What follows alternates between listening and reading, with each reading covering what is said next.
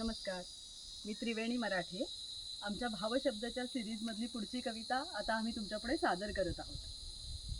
नमस्कार, मी मानसी जोशी. कवितेचं नाव आहे अंगण. माझ्या घरी परसदारी, छोटंसं अंगण मनाच्या जवळ. अंगणात एका कोपऱ्यात विहीर, सुबक दगडी रहाट लाकडी. बाजूला छोटे तुळशी वृंदाव, आईचे तिच्यात गुंतलेले मन.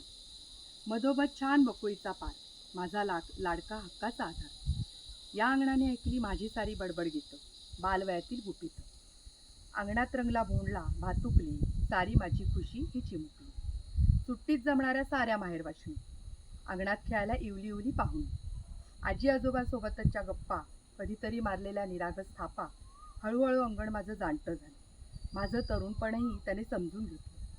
अंगण मुकसाक्षी माझ्या आयुष्यात, सोबत कायम विचार न करता भल्याबुराचा. अंगणाने माझ्या खूप काही पाहिलं, मुकपणाने सारं काही साहिलं. आजही त्याने व्यापला आहे मनाचा कोपरा. अंगणासारखा नाही कुठे निवांत आसरा, अंगणासारखा नाही कुठे निवांत आसरा. नमस्कार.